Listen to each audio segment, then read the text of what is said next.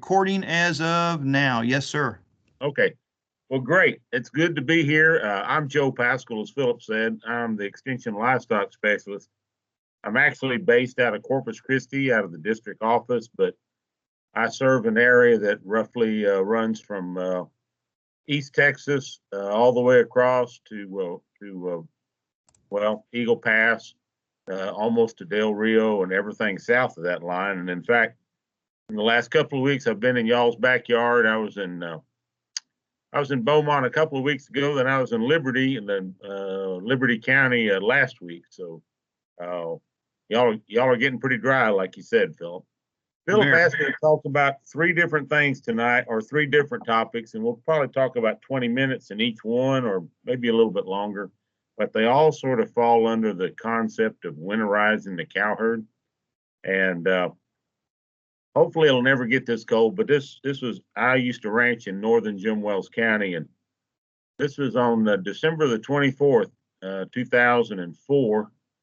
And in the afternoon, it was starting to sleet, and that night it actually started to snow about 8 o'clock at night. I got 12 inches of snow just a little bit north of Alice. So Hmm. winterizing the cow herd, when you think about, when I was a kid, we used to drain the radiators when it got really hard freeze. You didn't have antifreeze in them, and so just sort of thinking about some of those things in terms of the cow herd.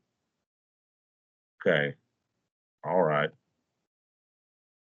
Well, how about there we go. So you wanted me to talk a little bit about hay and forages first. That be sort of our first topic, and so some really old work that was done not very far from y'all down around Angleton. Hagen Lipke and Marvin Rewe were two agricultural research agronomists that did a lot of forage work.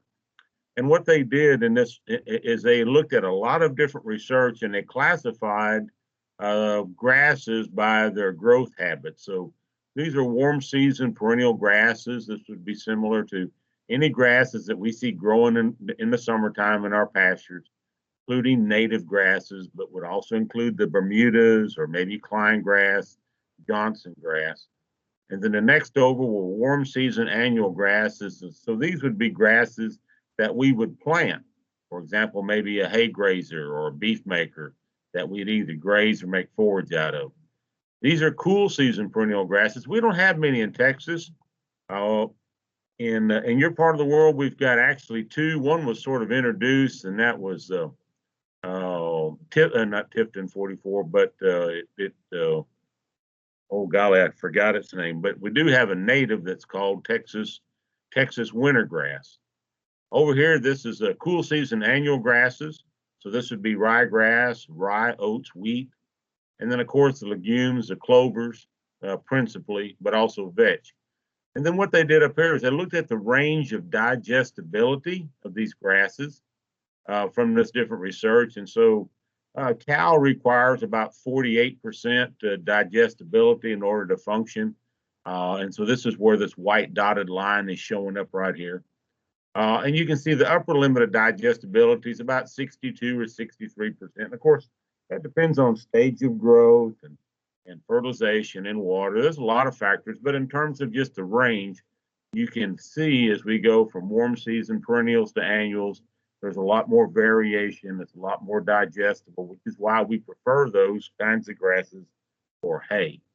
And then you can see cool season perennials, the cool season annuals, and finally legumes.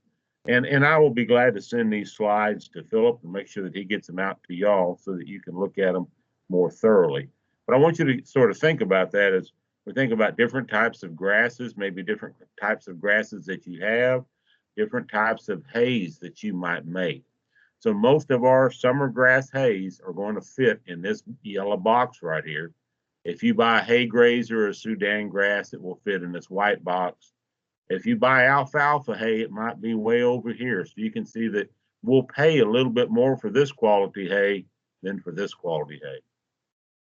Several years ago, we did a comparison of different size bales of hay right there at the fairgrounds in Fort Bend County. And somebody brought in about four different sizes of hay bales. One was like a four foot bale, one was a 6 foot bale, one was a 5 foot bale. one was 5 feet wide and one was about 6 feet wide. So, and they weighed them. And so they talked about, how those different size bales, they might all be priced the same, but they all have different amounts of hay in them. And so when we think about making and storing hay, I'm going to start with this little comment down here at the very end. And I always, and this includes me, I think that most small landowners are better off purchasing hay and testing it rather than making it. And I'm going to tell you why I believe that. And that's because if I have to make hay, I have to pull land out of my small landowning, 400 acres or whatever, 500 acres or maybe 50 acres now. And then I can't graze it for a certain number of months while I'm making hay.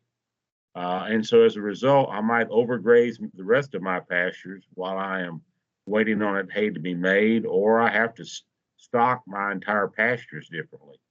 And I would rather buy hay from somebody else, preferably somebody that's doing a good job of making it, and then get in a hay test to determine what that value of that hay is. And we're going to talk about hay tests. I was going to have a bunch of pictures of different ways to store hay. Ideally, the best way to store hay is inside. We've gotten really spoiled storing hay outside. We think that net wrap protects it, but it really doesn't. If we had to bale square bales again, as we did when I was a kid, and we stored them outside, we wouldn't think twice about doing that. We'd build a hay barn in a heartbeat and put those square bales in there. But for some reason or other, we don't think that these big round bales need to be put under some sort of a shed. It doesn't have to be a barn. It just has to be a roof so that we can maintain the quality of the hay that we've cut. So I've just got some comments here about, how you balance hay quality and quantity. Depends on the species. Your sod grasses, like your Bermudas, they need to be cut more often than your bunch grasses, and how that affects the quality as well as the yield. Typically first cuttings of hay, if you're making your own or you're buying hay from somebody, you're going to have a little bit more weed content, got a little bit more trash in it. Probably your second cutting of hay may actually be your best because it'll be the most weed free. Lots of times if we're baling pastures or baling hay, we'll get a lot of weeds in it. And probably the most toxic weed that y'all have in your part of the world right now is silverleaf nightshade. It's a weed that grows up, an annual weed that has a stem. It's almost sort of grayish green. It has a purple flower. This time of the year, it actually has a green berry, and now a yellow berry turns into black. Very, very toxic. More toxic to horses than to cattle. But that's important to look at what's in that hay. I remember back about 2011, 2012, during the drought, there was a lot of what I call right-of-way hay made. So the highway department allowed people to cut hay, cut grass, and make hay off of the highways. And so we had a lot of weeds. We had a lot of Johnson grass. Johnson grass is not a bad grass unless you're a farmer. But if you've got the coastal Bermuda grass field or a Bahia grass field, and you were feeding a lot of Johnson grass hay, you probably have a lot of Johnson grass in those fields now as a result, because it's very prolific. Test your hay. Okay? To me, if you don't do anything else tonight, when you buy hay, test it. Have it tested. Get Philip to come out with a hay probe, or learn to take a hay probe, get that hay, send it off and get a crude protein and a total digestible nutrients or an energy analysis on it. Because even if it's cruddy hay, at least you know it's cruddy hay and you're able to supplement. Cows can tolerate cruddy hay a lot better than horses can, but it's good to know how much is in it. So I just have some general comments about what low quality hay is in terms of those numbers. I tend to think of low quality hay as less than about 8% crude protein. The agronomists that run the hay test or run the hay shows, they have a little bit higher value, but 8% is about the minimum amount that a cow requires for a normal functioning ruminant. A lactating cow, a cow with a calf at her side, needs about 10 to 12%. calves require about 14 to 16%. So they require much higher protein. The second thing that I have down there is TDN, so total digestible nutrients, TDN. So the way that's a crude measurement of energy that works very well in cows. And the way that we do that is how that was done is we would feed cows a certain weight of feed. And let's just say we fed her 100 pounds of hay. Okay. And when we measured everything that came out of her in dry matter basis, maybe we had 52 pounds left. So that means that 48 pounds or 48% of the 100 pounds was totally digested. Now it's not all energy because there could be some ash in there. There's some ether extract, fats or oils that get digested. They're actually a little bit higher in terms of energy value, but nonetheless, it's a crude estimate. And so we can use that in hays and we can use that in cow nutrition. And so you see, I have some levels there. About 48% is a minimum amount for a dry cow. A lactating cow requires a little bit more. A heifer or a cow that's producing more milk needs a bit more. And then, of course, calves are the highest. And that's typical of all of our livestock. Older animals that are not as productive at that particular point in their life don't have as high requirements as young growing animals. Okay? And so I just sort of put some of those things back in there. Low quality hay basically reduces nutrient intake because they have basically lower protein and energy values. And then, of course, lower digestibility. It takes longer time to pass really coarse material because the cow's not digesting it. The bugs, the bacteria in her rumen are digesting it and making more bugs. And if that's poor quality, it takes longer time for that to pass on through. And then as a result, because it's a closed system, it's not like you or I, where we can eat 2 or 3 bowls of Bluebell ice cream. You know, she's full after about a bowl. She has to digest that before she can eat another bowl. So as a result, she sort of starts to back up and is not able to meet her nutrient requirements because she just can't eat as much. So I just have a couple of charts here that talk about, you know, when do you start grazing and how long do they actually belong over in the forward section when we talk about grazing management. But I think it's important to sort of look at, you know, when do you start grazing, when do you start using it? But more importantly, what I want you to think about is over here, recovery time. And if you look at this, and I'm going to move this just a second. If you look at recovery time, so ryegrass that we might plant this fall, depending on how much rainfall you get and fertilization, how good that stand is, it might recover from grazing in 2 days. It might take 2 weeks, or it might take a month and a half. And that's true of other winter pastures. Alfalfa, anywhere from 24 to 32 days. During the summertime, when we plant our Sudan grass hybrids, our haymakers and hay grazers, they grow back pretty fast after cutting them. Johnson grass is sort of intermediate. A lot of our warm season grasses, and it really sort of depends on, that might be Klein grass, for example. But if we look down here at our common Bermuda and hybrid Bermudas, and I would throw, even though it's not a Bermuda, I would throw Dallas grass, I would throw Bahia grass in there. Dallas grass is the same genus. And those grasses, so you can see it's sort of variable. And most of the time, it depends on rainfall, not on level of, if your residual height is appropriate. Most of that difference between 14 and 45 days is rainfall. So talk about feeding low quality hay. We've already covered some of this, but you know, just knowing what's in that hay, what that sample is. And I've got a couple of points I want to sort of bring out here. So if you have your hay tested by somebody that only reports this figure right here, acid detergent fiber. So this is fiber that is digested or decomposed by acid in a sort of in a test tube. All right. That's a highly digestible hay. So even if you send your hay sample to Texas A&M, you're going to get this number. All right, but then they're going to convert it to TDN for you. But so typically low ADF means a very high quality energy source. And so if you use hay as a protein source, somewhere around 10 to 12% is just about as high as you will need for your cows. Okay, for your cows. Don't go buy hay that's 14 or 16 or 18%. Okay, because we're not feeding hay as a protein source. Anything above 12% is going to be wasted, in my opinion. It won't hurt anything, but if you're paying for the extra protein, all right, there's not much sense in it, because most of the time what we use hay for is as energy.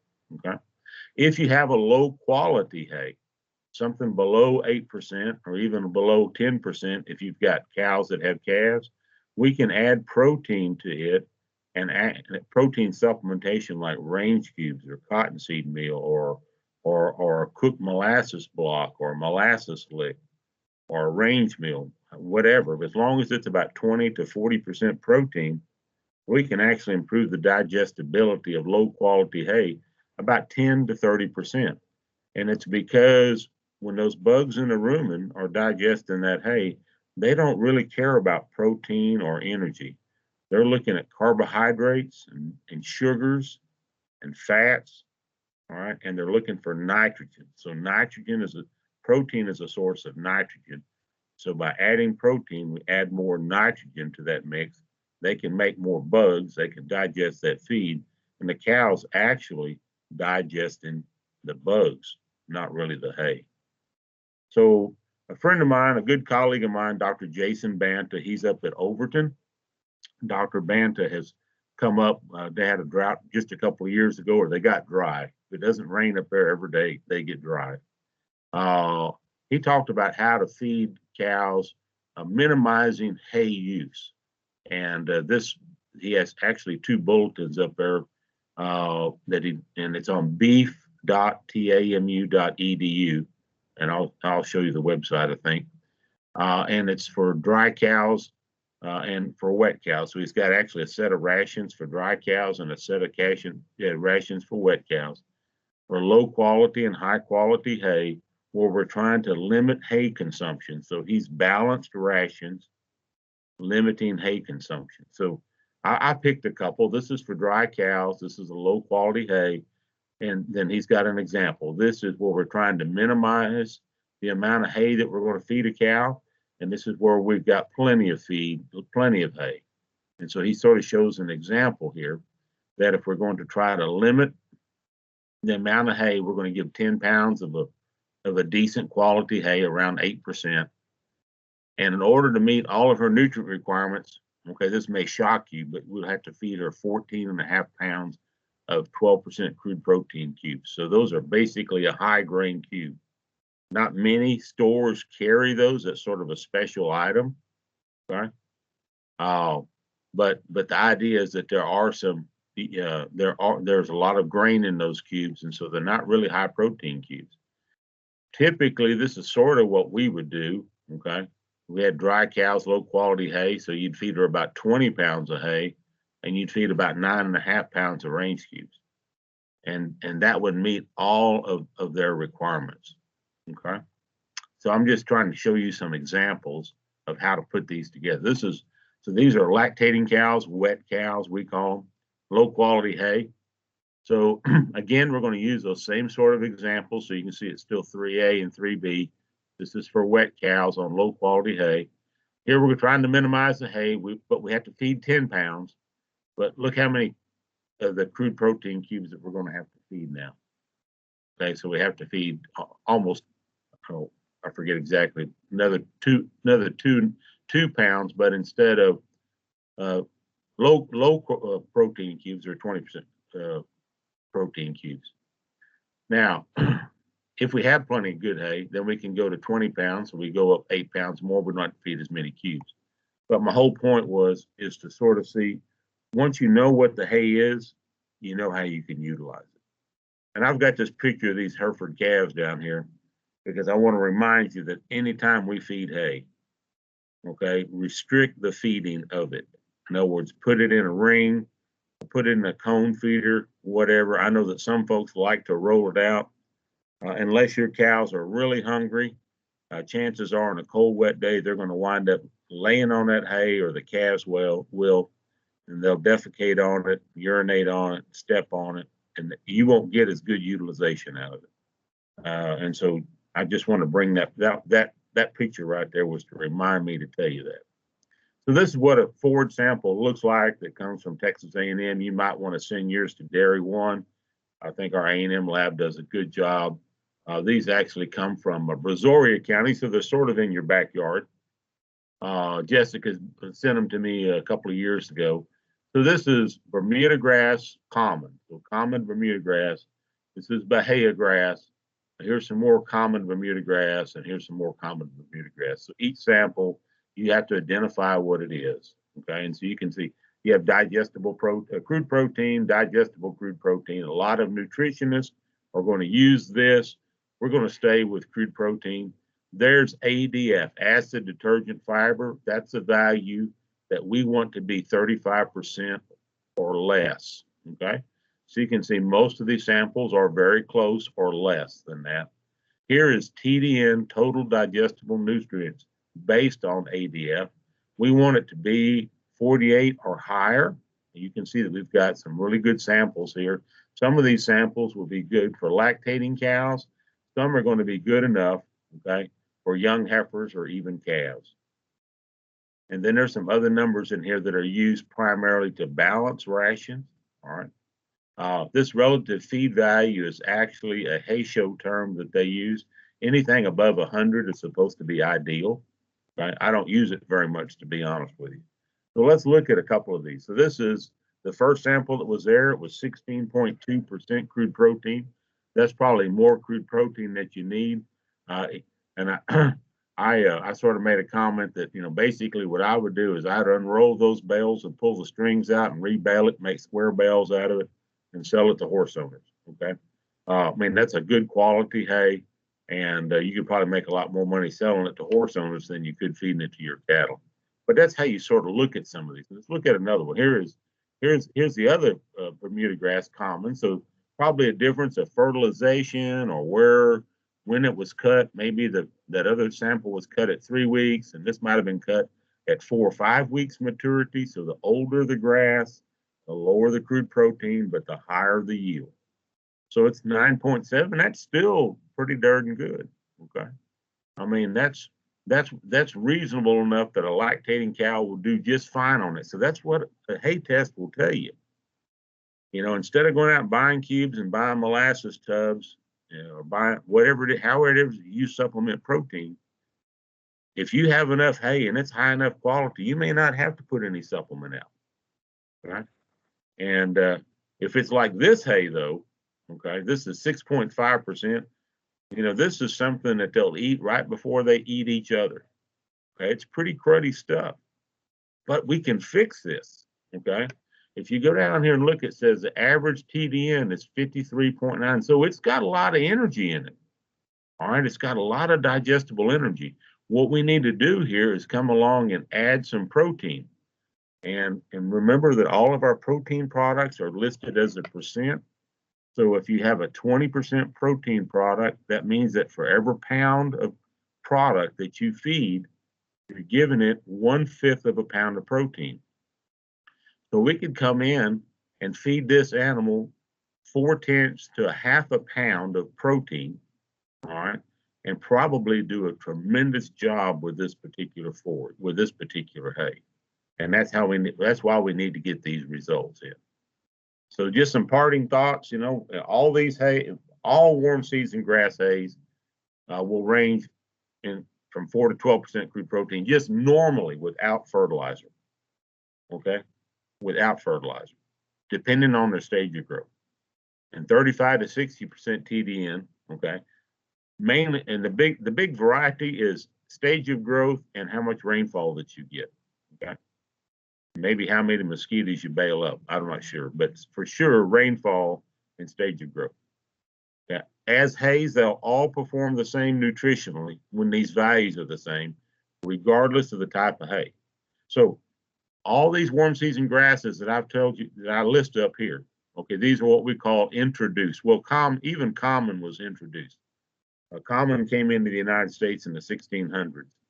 All these others were developed in the United States, or millet was imported from Africa. But these others were developed by the in Georgia, and so they're all sort of introduced grasses. But depending on stage of growth, okay, they can be very high in crude protein, or if we decide we want to get a lot of tonnage and we wait to cut them at 6 to 8 weeks, they can be very, very poor. There are some others, and I'm going to come over here to this side, native hays. So we have a lot of native grasses in Fort Bend County and the county surrounding still. Okay, Dallas grass, all right, is a native grass. It looks like bahia. There's Indian grasses. There's a lot of panics. There's a lot of just wheat grasses. There's some blue stem, some little blue stem, some silver blue stem.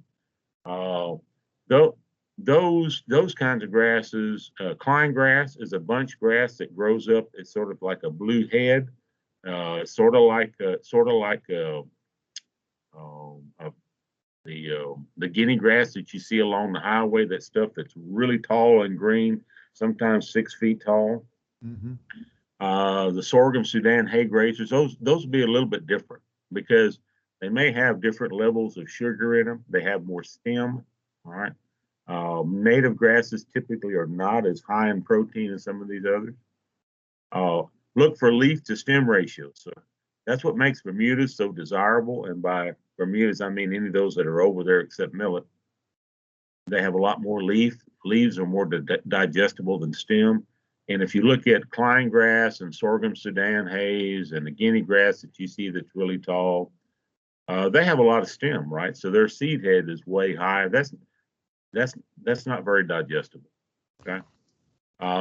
One thing that we like these hay grazers is that they have a lot of sugar in them, which generally improves TDN values. All right, and then finally some of these things we've already talked about. But if you're going to cut hay, here's some things to think about. Weather, if you get rainfall on your hay, it can reduce the energy value. If you cut hay and get rain, even a half an inch can reduce TDN. And I think it's actually supposed to be 10%. It says 1%. I apologize. I didn't catch that.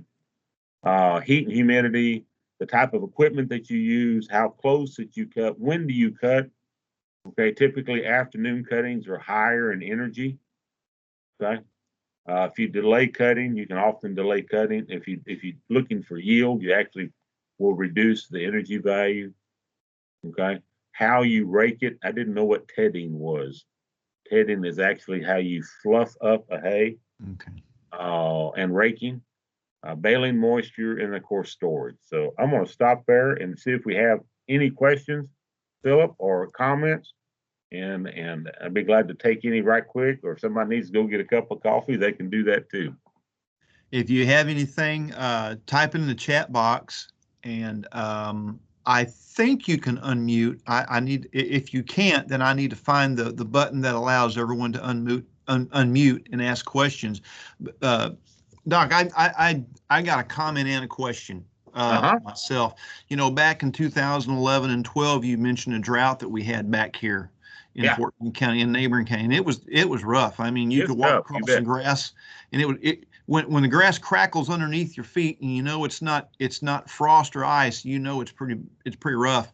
And it was early enough in the season, right as farmers were harvesting their sorghum.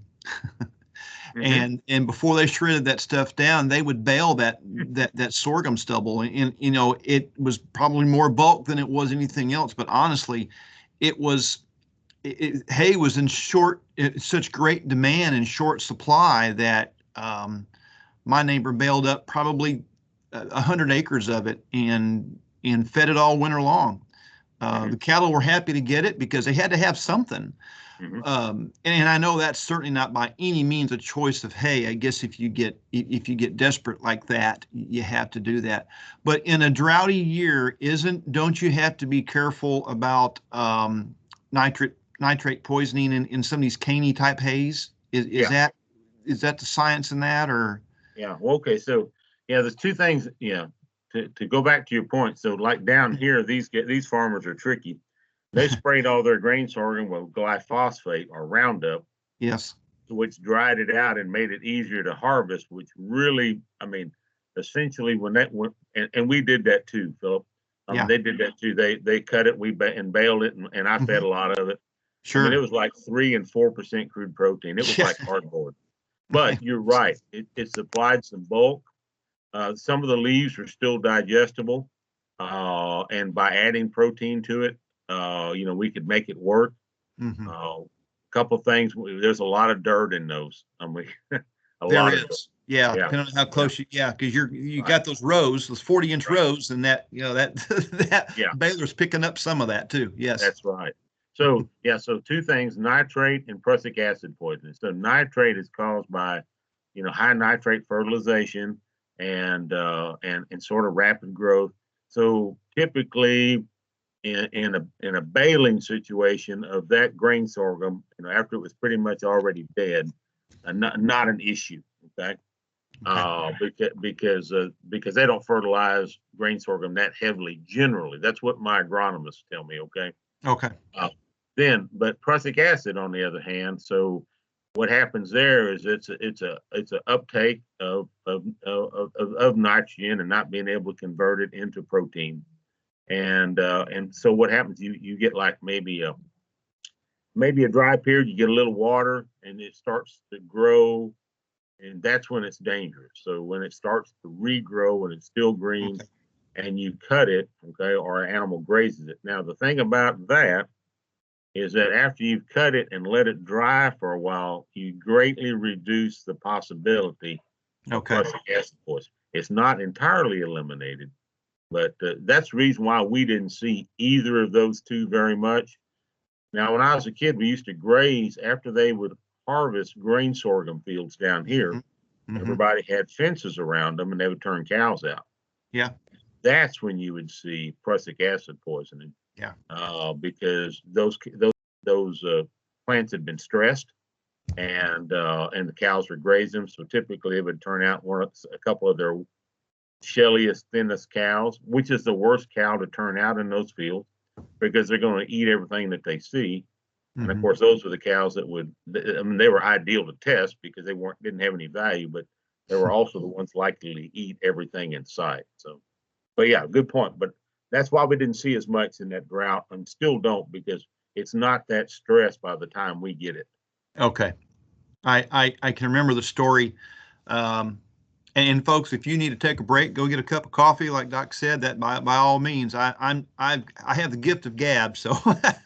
But I do know the story of a fairly large rancher down in Bay City that it was in a drought. I don't know if it was in 2011 or not, but he had some girt cows and he turned them out in a field, and it was a fairly large field too. And someone noticed, hey, you've got a problem out there, and he actually had to hire some cowboys, and I think he went as far as to try to get a helicopter out there to try to push him out of that field because he was losing cows pretty quick.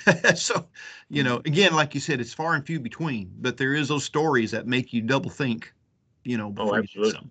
Yeah. Philip, I do have a question. Can y'all hear me? Yes, sir. Yes, we can. Go ahead. This is Daryl, and I apologize. I joined a little bit late, so if you covered this already, no problem. Don't worry about Ask it. Away. Ask away. Happy to help.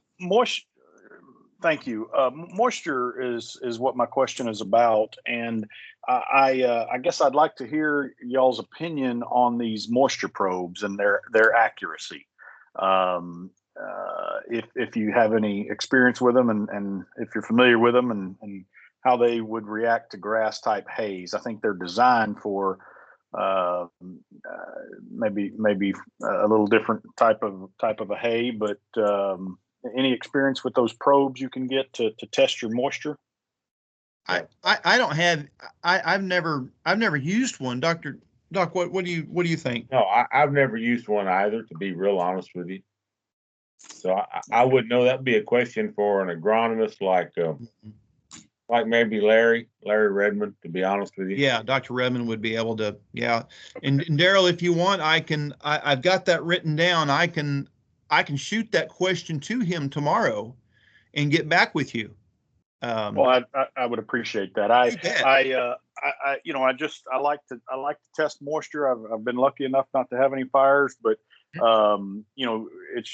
another tool that I try to use. And I Okay. guess my point is it reads awfully high, and it reads higher than what what we're supposed to be putting hay up at. Mhm. And when I talk to the manufacturers about it, they tell me with grass hay, I'm supposed to do some deductions on it. There's a calculation, and so anyway, thought I'd ask. Thanks for Okay. following up on that, Philip. Sure. We'll look into that, and I'll get back with. I've got your email, so I'll be happy to work with you on that. Sure. Thank you much. Yeah. There is those stories where folks have baled hay a little bit too green. It goes through heat, and they've got it stored, and they all of a sudden you've got some combustion going on there, and I've heard of folks losing several hundred bales of hay and a barn at Mhm. the same time. And I think sometimes that derives from you're trying to get weather is threatening, and you're trying to get the hay up off the ground, and maybe, well, it looks pretty good, and you go ahead and bale it, and or some folks just lose a little bit. They get a little bit too impatient and want to get it done or something like that. But we don't see it happen around here very often, but from time to time it does. More with round bales and square bales, obviously. Mhm. Yeah. Well, if anyone, obviously the mics work. So if anyone else wants to ring in or chime in and ask a question, by all means, please don't be bashful. Uh, and it just like with Daryl, if we don't have the answer, we darn sure know who to ask, and we'll find out the answer for you, for sure.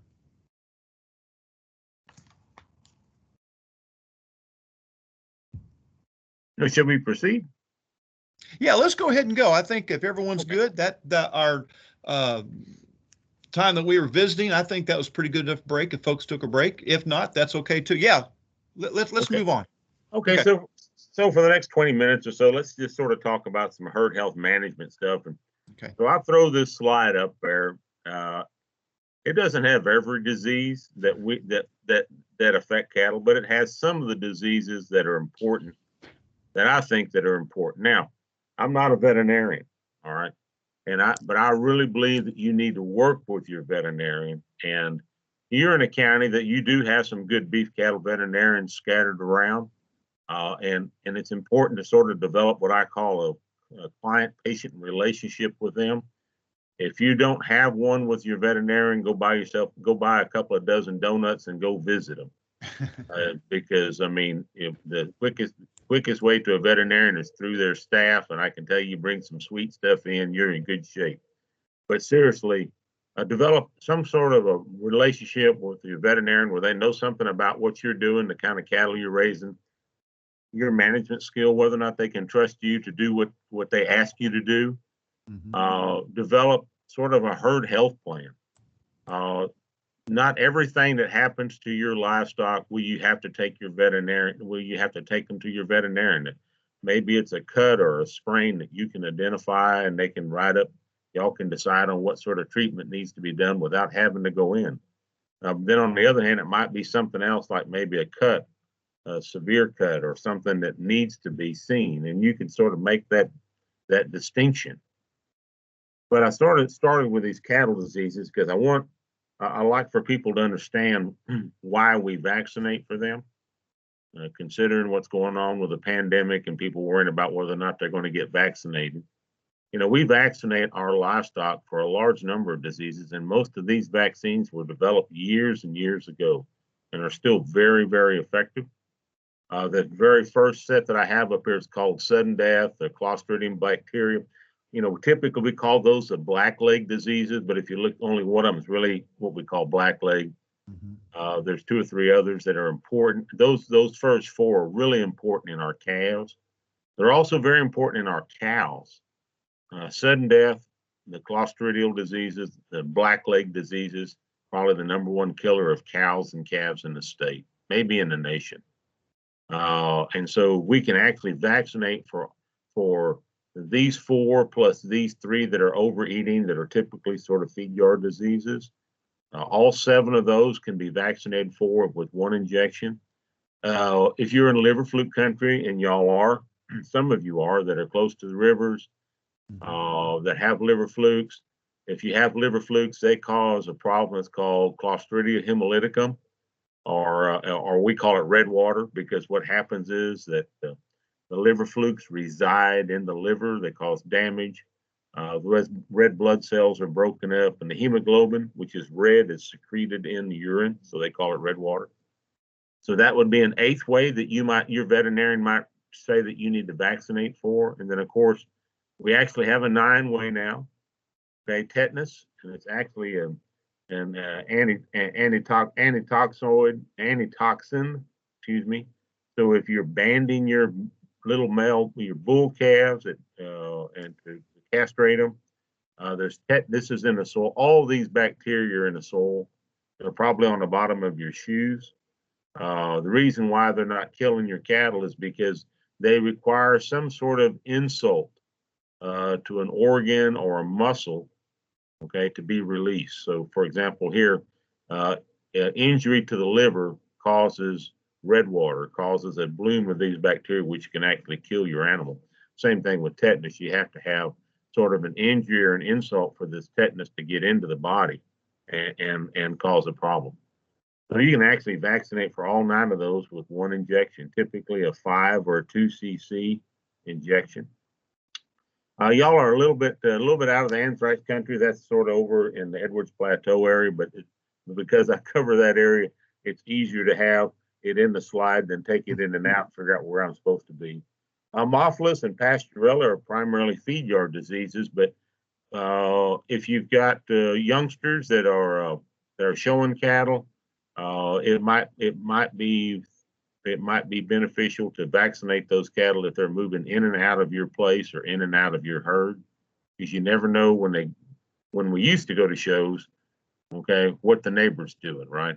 What the exhibitor next door, whether it's an adult or youth, what kind of a health program that they had. I don't have any problem with scours and never have, okay, but there's actually 2 different types of scours that we have. And you see one of them is a Clostridium, but we have good scours vaccines, and typically we vaccinate the cow, and then she vaccinates the calf after the calf is born through the use of good colostrum. If you have scours, typically what I tell people to do is change calving grounds. If you're calving out on a lot of open pasture, chances are you don't have scours. Lots of times scours sort of get in the ground, and so by just changing where you calve from one year to the next, breaking up hay feeding areas where calves lay around, that can help reduce scour incidence. But we have a really good vaccine. Then over here on the right hand side, we've got some reproductive diseases, and mainly what they do is they cause abortion. That's why we call them reproductive diseases. Bangs or brucellosis, named after Dr. Bangs. That was a big problem that we had. Maybe 20% of the cows in Texas had brucellosis at one time. And we vaccinated for that. We use a live vaccine. A veterinarian has to give it because it is a live vaccine. It's regulated by the government. But it's a lifetime vaccine. We generally give heifers this vaccine between 4 and 10 months of age. It does cause late abortion, and the reason why it was so bad is that when these cows would abort at 7 or 8 months of age, it was almost a full-term calf. All right, and so we thought this cow was bred. We're fixing to have a coupon, and then she aborted. Then this calf in the afterbirth was full of the bacteria, and so other cows would come and say, "Hey, what's wrong with this calf? Why he's not getting up?" And they'd lick on it, and then of course that's how it was transmitted. It's a terribly insidious disease, but we have a really good vaccine for it. To me, vaccination for brucellosis is still very important in cow herds, whether you're commercial or purebred, particularly if you're going to keep replacement heifers. Even if you don't think you're going to keep replacement heifers, when the veterinarian vaccinates that heifer and puts that tattoo in her ear and puts that orange metal clip in her ear, that's sort of a value added prospect. Okay. It's about $15. And if you can't get $15 more for that heifer because she's been brucellosis vaccinated, I don't know what else you could do. Next one there is lepto. And so though we have basically 5 different types of lepto. And if you have hogs, okay, and I don't know of a single county in the state of Texas that doesn't, all right, you probably have leptospirosis. transmitted. So if you've got tank water, if your cattle water out of a tank dug in the ground, chances are that there can be leptospirosis transmitted by coyotes, by wild animals, by hogs, even by cows, other cows. If you have a flood, water flows into your pasture, chances are you can get it from upstream somewhere. Causes late abortion, so it's no different than brucellosis, except that sometimes in the past those calves survived. All right, they actually had lepto and they survived, and they were sort of jaundiced looking and never did very well. But nonetheless, we have a really good vaccine. It vaccinates for all 5 serotypes. You can buy that over the counter. The next one there is Vibrio, Campylobacter. It causes early abortion. So you can see we can sort of break these apart by when we see it. So Campylobacter, we have a good vaccine for it. Neospora caninum is a reproductive disease that sort of had a lot of interest back in the 90s. It's still out there. It's at a very low incidence, but we don't have a really good vaccine for it. But I just brought it in there as one that could be a problem. The big one that we're fighting here in the state right now is the next one, trichomoniasis fetus. We call it TRIC. It's a protozoa disease. It also causes early abortion. We don't have a good vaccine to vaccinate the cows. We don't have any vaccine to vaccinate the cows, excuse me. We don't have a vaccine to vaccinate the bulls. We do have a vaccine to vaccinate the cows. Mm-hmm. It won't prevent the disease, but it reduces the impact of the disease. So if we can vaccinate cows that we suspect of having TRIC, we might actually prevent abortion. So that's how that works. Any bull that is 18 months of age or older in the state, or that has been exposed to females, has to be TRIC tested. It's about a $75 test. And if they come up positive, they have to be destroyed. They have to be sold. And anytime a bull changes hands, if you loan one to your brother-in-law or one jumps the fence and breeds some of your cows before it goes back to the owner, make sure it gets TRIC tested before it comes back to you. Then there's 4 diseases there that are sort of respiratory. Originally, probably when Philip and I were in school, we thought about those as being primarily feed yard diseases. Well, 2 of them are not. 2 of them actually cause abortion. IBR, infectious bovine rhinotracheitis. We call that red nose. Just like when you have the flu or a cold, your nose gets red. Causes late abortion, and then bovine virus diarrhea. And of course, we have 2 different types, and then plus we have a type that's called persistently infected that is sort of like a shedder that can cause it. We have abortion at any stage. Fortunately, there's a vaccine that takes care of all 4 of those problems. Not only does it take care of all 4 of those problems, but it'll take care of this problem here, Vibrio, plus these 5 problems here. So one vaccine will take care of lepto, will take care of Vibrio, and will take care of all 4 of these virals. So all 10 in one shot. Then down there at the bottom, there's we have a lot of good pink eye vaccine. We have a couple of good pink eye vaccines and warts. But I only put that together so I can sort of explain to you why we do some of these. And none of these, with the exception of brucellosis, are lifetime vaccines. Most of these vaccines that you see last anywhere from 7 to maybe 9 or 10 months. And so timing and boostering the vaccine, if it's the first time that we've used it, is paramount to improving, because what we're trying to do is improve and boost immunity to these diseases. And we already talked about working with your veterinarian and developing this relationship and this herd health management plan. And the other thing I want to tell you is develop a biosecurity program. We all have got diseases on the bottom of our shoes, on our tires and our truck. We go to visit our friends, we take the diseases with us. Livestock shows are probably the worst ones because we mix and mingle. I'm not saying that's a bad idea. I'm just saying that prepare our cattle, prepare our livestock for that. So this is sort of what I do with my cattle. None of these pictures of my cattle, but when you go visit with your vet, find out what it is that they think that you ought to do. But I throw this out so that you can kind of see sort of what I do, what my plan is. Okay, and then I don't always get to follow it successfully, but it's sort of what it is. So in northern Jim Wells County and now northern Washington County near Brenham, this is sort of what I try to do. At about 3 months of age or thereabouts, because I don't always get it done exactly then, I try to get a clostridial in them, in those calves. I'd like to do a 7-way. I knife cut my calves, so I don't do a tetanus. But if I did a band, I'd do a tetanus. If I had flukes, I'd probably have red water. Okay. I probably will not do lepto at that time or the 4-way respiratory, but under certain circumstances, you might consider it. Replacement heifers or stockers steers that I might want to keep back. I want to make sure that I'll get another clostridial vaccine in them. And if I'm going to go to a feed yard with my steers, which is what I have been doing the last few years, I want to make sure I get a 4-way respiratory. Excuse me. I want to get a 4-way respiratory in them. I want to prepare them before they get to the feed yard. Heifers, this should say 4 to 10 months. I'm sorry. I thought I had got it changed, but apparently not. 4 to 10 months brucellosis if I'm going to keep them. And then that's when I'm going to give them a lepto, vibrio, and they'll probably also get this right here. So they'll have that lepto, vibrio, 4-way respiratory all at one time down here. Okay.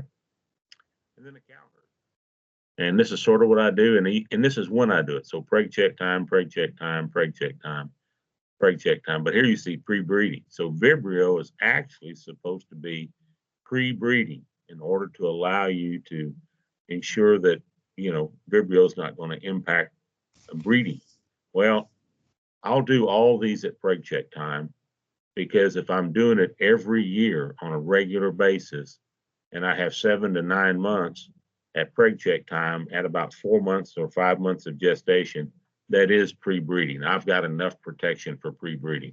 And to be real honest with you, if a lot of cattle don't go in and out of, if you're not bringing a lot of cattle into your herd and you have really good fences, okay, chances are you can cut a lot of these vaccines down. But if you're moving cattle back and forth, you've got cattle coming in and going out, or show cattle coming in and going out, then this is sort of what you want to do. You want to have a really good vaccine program. I want to talk just a minute about the two different types of vaccines that we had. I already said that brucellosis was a live vaccine. We generally don't get to use those kinds of vaccines by ourselves. We can buy either kill vaccines, which you see here. Generally, it comes in a bottle. And we need to be real careful using it because if we're giving an injection in an animal and we use that same needle and stick it in one of these bottles to draw out more product, we're contaminating that bottle. So always use a draw needle. Always have a clean needle to take the product out. Don't use the same needle that you inject cows with, okay? And then so here's just some thoughts about, keep it cool, keep it clean, keep it in the shade, just buy the right number of doses. Many times you can take a kill vaccine, and if you've kept it clean and cool and taken good care of it, you can use it more than one day. All right, but you can't use it next week. So just buy the right number of doses that you need. And then whatever you don't need, toss it. Okay. When you get in the refrigerator and you see that dose of blackleg and you've got to shake it a little bit because it's sort of formed a sediment on the bottom, throw it away. Go buy a new vaccine. It's cheap.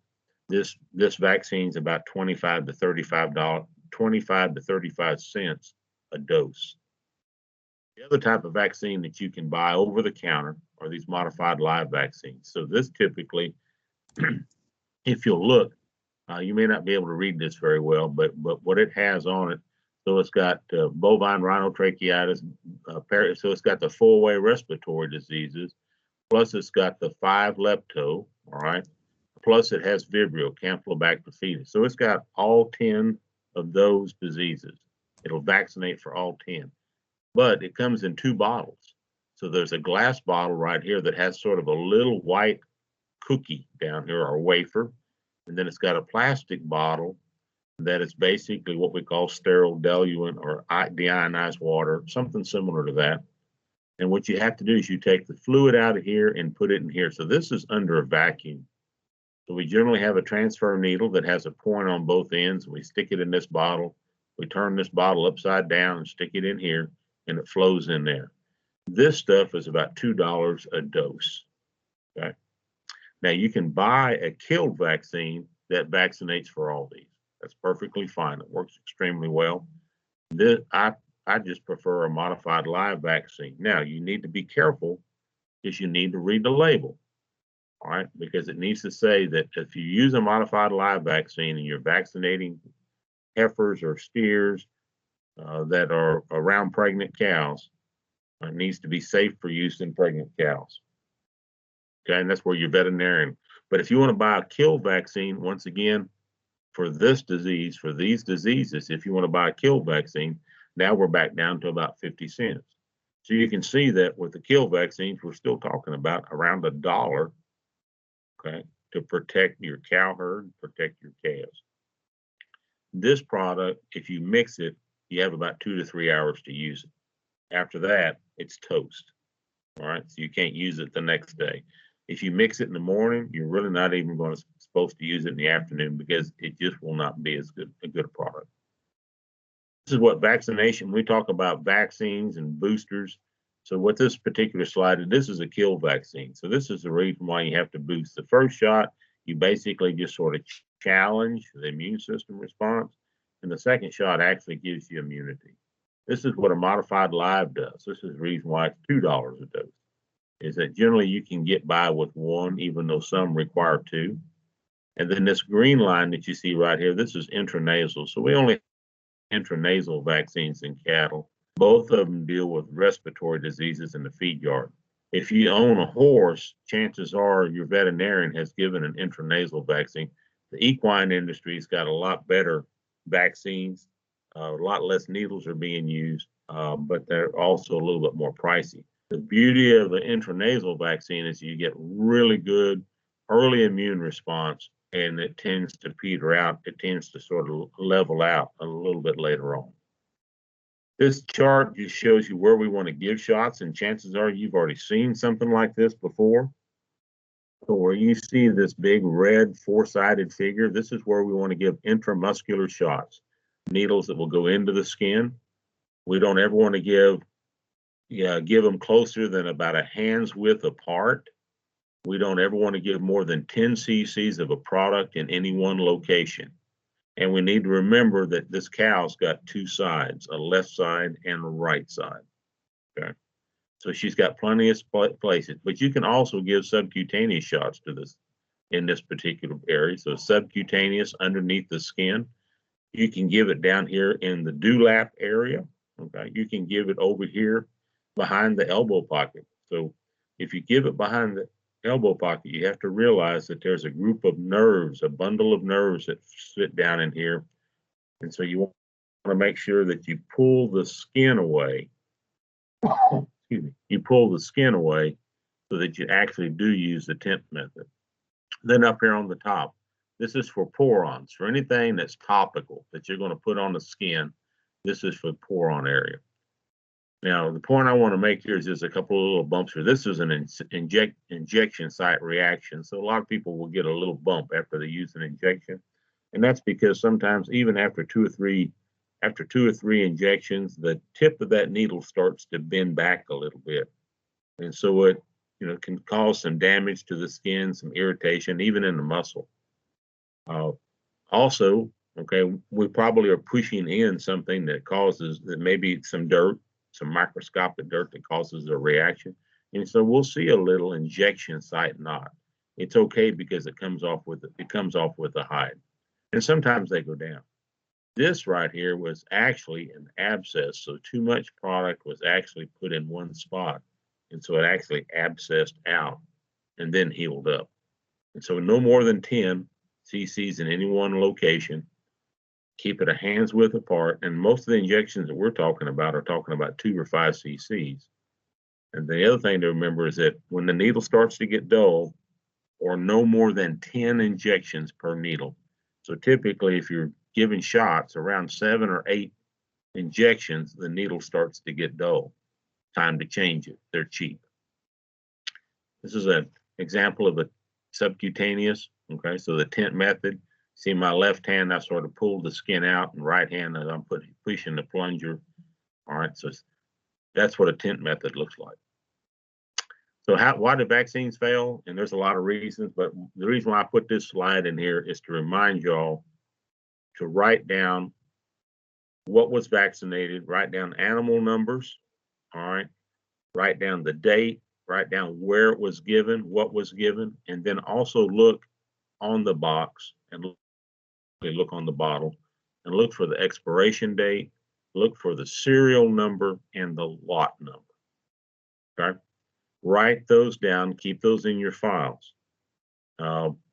And then it would also be good to put what the withdrawal date is. So even like many of the blackleg vaccines, the withdrawal is still 35 days.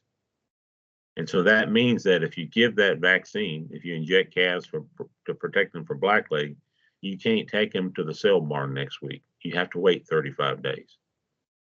Okay. So pay attention to those things and write them down. And these are just some reasons for vaccine failure that have been shown.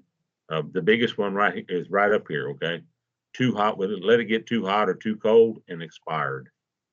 UV radiation means it's been sitting up on the dashboard of the pickup truck. Sometimes we don't booster it. Sometimes if we have a 2cc product, you need to make sure that you're actually getting 2 cc's in. So blackleg vaccines typically come in 2 cc's or 5 cc product. If you miss a cc out of a 5 cc product, you only give 4, you're still going to have pretty good immune response. If you're giving us 2 cc product and you miss one of them and you only give 1, you're not going to have any immune response. So pay attention to the dose. Okay, I'm going to stop there for right now. Any questions before we move into parasites? Don't have a lot of slides on parasites, but I wanted to spend a minute, see if we had anything about vaccines and diseases. Anyone have any questions? You can unmute and ask.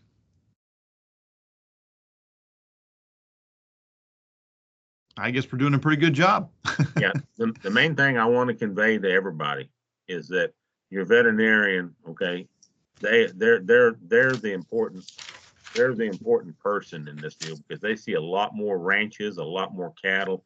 They know what diseases are going on around you. They know what and what kind of parasites are happening, and what products work and what products don't work. And that's why I don't get any money from the Texas Veterinary Medical Association, but I do know that even if I didn't have a veterinarian in the family, I've always had a veterinarian that was part of my overall herd health program. We may not have always agreed, all right. We may argue about what we're going to use and how we're going to use it, but it's good to have that professional advice, right? And to me, what we spend on a veterinarian and a cow herd is generally pretty small relative to some of the other things like supplemental nutrition. Right. Okay. So let's talk a little bit about. Go ahead. I'm sorry. I want to add to that about developing a good rapport with your veterinarian. There's some savings, some dollar savings to be had there as well. When they know you well and they know that you're going to do things responsibly, you ask questions, even if you just pop in to ask a question, 9.99 times out of 10, they're going to answer your question for you. But when they get to know you and they see your face enough, I tell you what, when you need something, and if they know you have the facilities at the house or on the ranch that you could do it yourself, and they don't have to come out and do it, sometimes you are able to get things done yourself a lot cheaper with them just giving you the medicine. And I mean, they'll pull it up in a syringe. Teaching ag for 30 years, I can tell you that I developed a rapport with several veterinarians, even in the next county over. And it saved some money when they knew that you knew how to do it.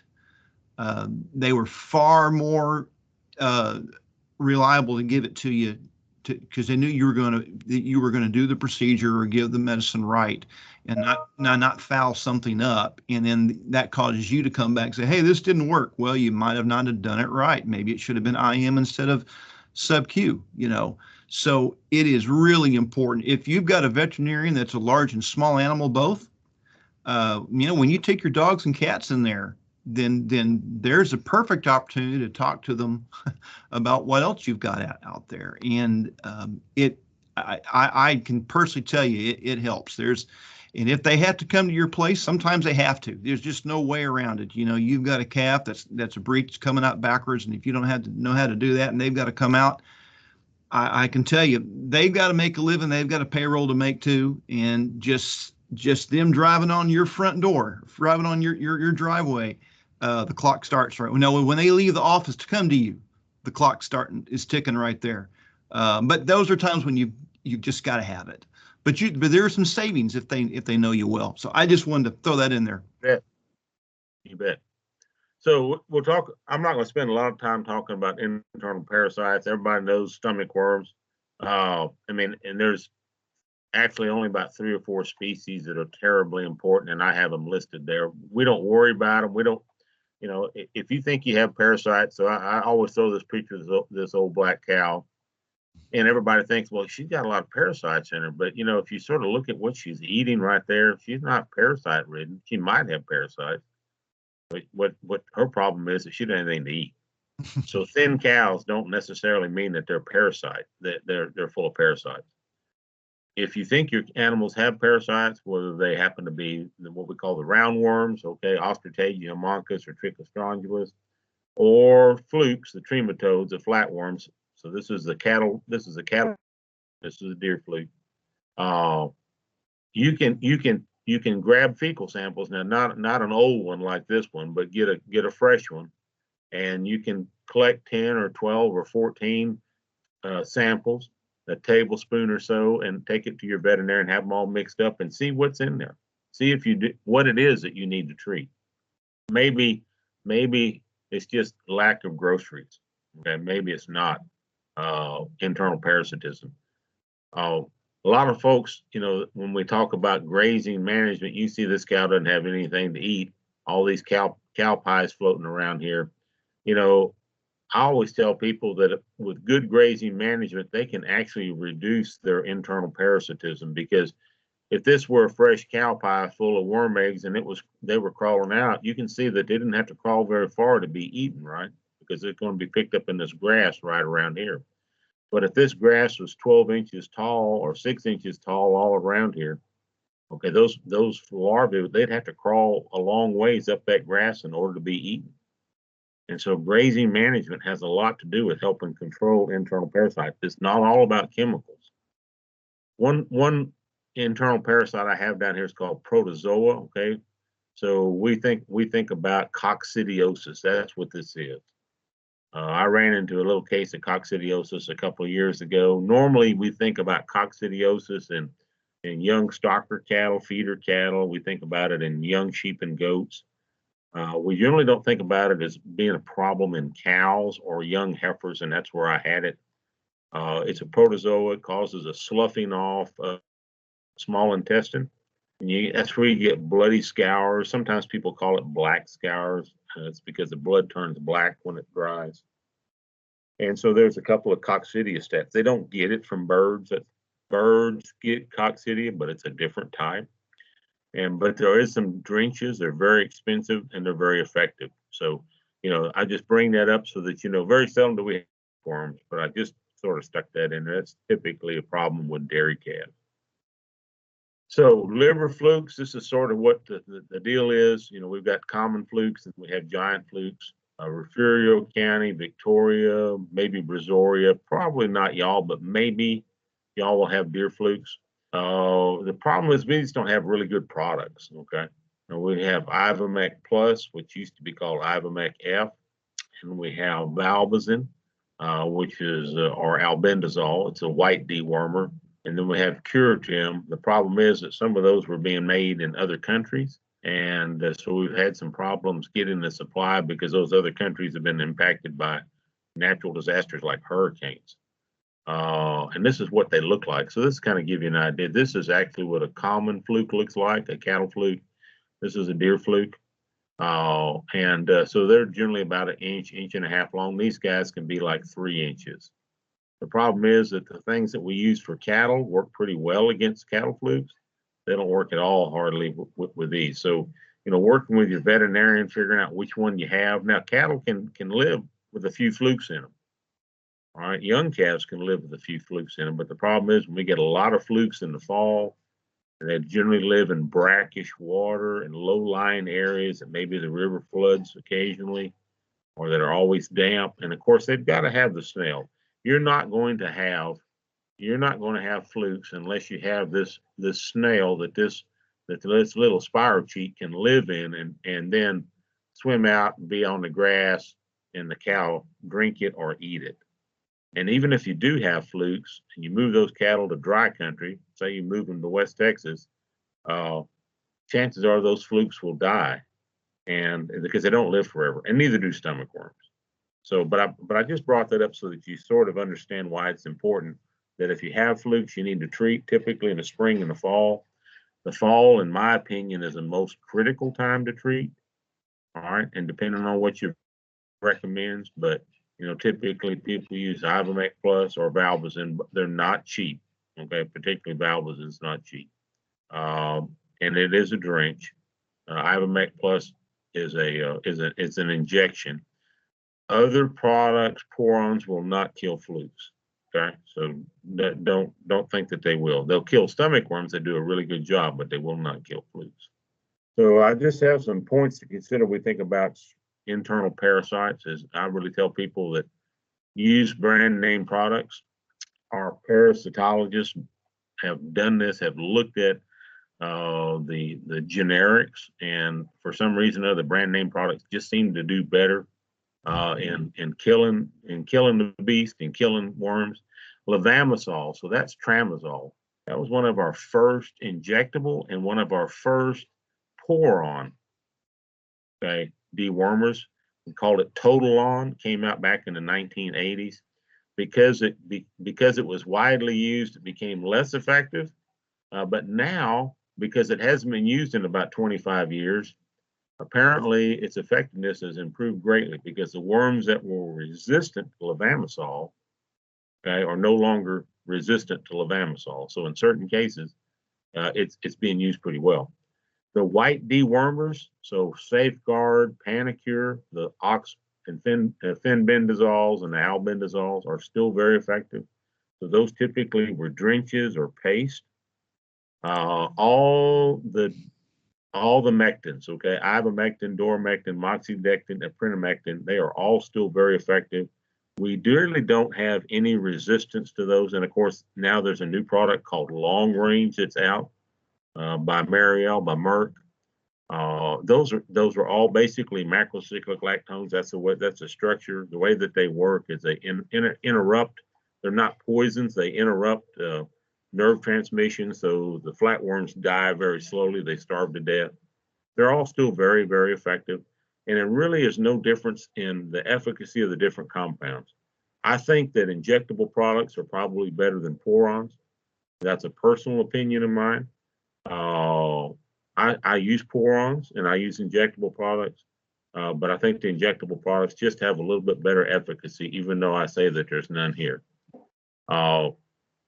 Do not use Porons or dewormer Porons only for hornfly control. In other words, instead of putting 60 cc's to control stomach worms, we put 10 cc's on to control hornflies. Do not do that.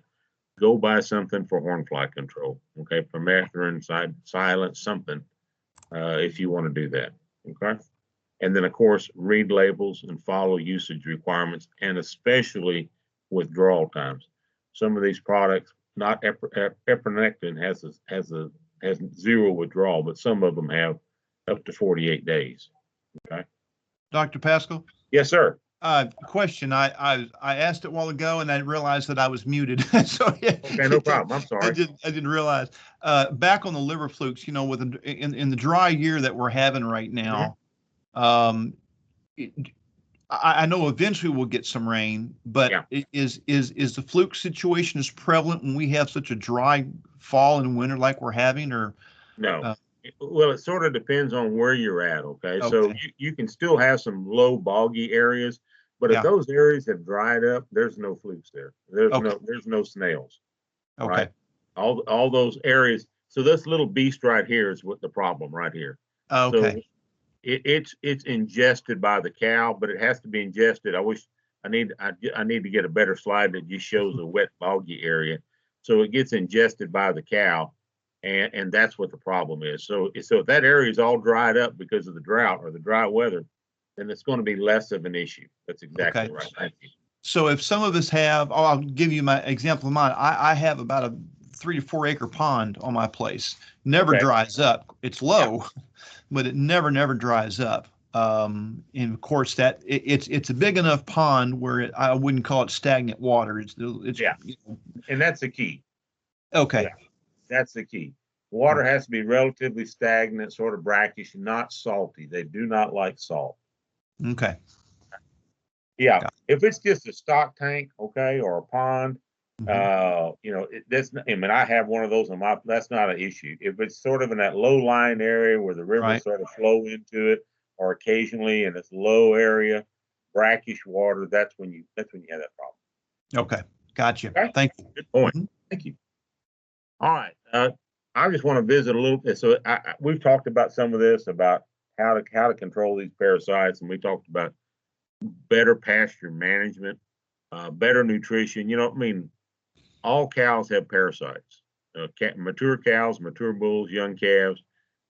We treat cows so that we can get rid of the reservoir that they hold. We really don't get any real benefit out of treating cows for parasites. All right. Well, maybe liver flukes, but not for stomach worms because cows are in good nutrition. Maybe they have a little ear in them. They got a little Bos indicus, a little Brahmin in them. They can tolerate some worms. But the reason why we treat the cows is because we want to kill those adults so they don't shed eggs, so the calves don't pick them up. But we also have to treat the calves because those worms will have the biggest impact on the performance of those calves. Okay, so just kind of keep that in mind. And then the rest of this is about grazing management. We've already talked about some of this. Don't graze it to the ground. All right. And so just work with your veterinarian. Just a quick 2 or 3 slides on internal or external parasites. And all I really want, this is our website. It's a really good, it has all of our stuff on it and it's easy to remember. beef.tamu.edu. And so that has all of our publications, a lot of our programs. It's under publications, under the health section in publications. This is put together by Dr. Sonia Swigert. Sonia is our extension veterinary entomologist, and she's redone this and done a really nice job of putting it together. And she has pictures of all the different external parasites, plus how they can be controlled. But tonight, I'm not going to cover all those, okay, sort of in the interest of time. But again, I want to emphasize this pasture management thing, but I want to talk mainly about horn flies. We're sort of out of the horn fly season. It sort of gets earlier and earlier every year down here in South Texas. Generally by March, we'll start having horn flies.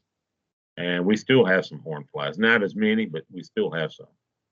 These little beasts, they'll take a blood meal 20 to 40 times a day. So all those horn flies that you see here on this Charolais calf, he's got about 500 horn flies on each side, and each one of them's taking, 20 to 40 blood meals every day. They do transmit some diseases, but mainly what we worry about horn flies is just blood loss and irritation, particularly in young cattle. So there's a lot of good products that are out there. I use a combination. I'll use a pour-on to knock them down. I'll use an ear tag, a fly tag to sort of help control the population throughout the year. I'll use a back rubber. I'll show you what a back rubber looks like if you hadn't seen one. So I use a combination of methods. There's a company over there in Sealy that has a feed additive that puts Alticid, which is an insect growth regulator. And so basically what it does, the cows eat this feed additive and it keeps these horn flies from developing hard shells. So, it passes through into the manure. The mama horn fly lays her eggs in fresh manure. when those eggs hatch, the larvae eat feces and they pick up that alticid and they never mature. So there's a lot of different products. There's even a new vet gun. AgriLabs has got it looks like a paintball gun, and it actually shoots insecticide quite a ways. It'll shoot it pretty close to a couple of 100 feet. And it has little balls that have in them. And so, sort of add a little fun back into parasite control. I'm waiting for it to do something for the deworm, but so far it's just for horn flies. Now I know that y'all have stable flies, and y'all have horse flies, the so-called armored flies. And that there's not much that can be done for those except clean up areas that are sort of wet, around your place. I realize that you've got pastures that have water, and that's going to be the perfect breeding ground for that. There's not much that we can do for those. They do transmit some blood-borne diseases, though, so kind of watch out for them. So this is just sort of my catch-all on external parasite control. And I know I have withdrawal on here twice. I swear, no matter how many times I try to work on these slides, I always find something I missed. But, this is sort of my thought about use a combination of things. So this is a dust bag up here. The problem with dust bags is you got to get them low enough for the calves to get to, but if you get them too low, all your dust will be gone in a day.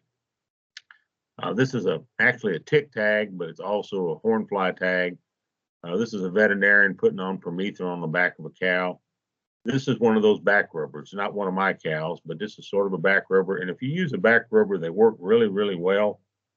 You sort of put them in an area that cows are going to go walk in it, but do not charge them with petrochemicals. So do not use diesel or motor oil as a carrier. You have to use vegetable oil.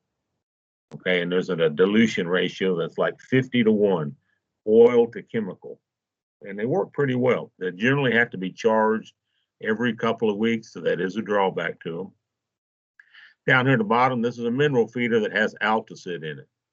And there's nothing special about it. I just thought I'd throw it in there. And then this is a dipping vat. So when we control fever ticks in South Texas, this is typically the method of choice. We dip cattle, total immersion.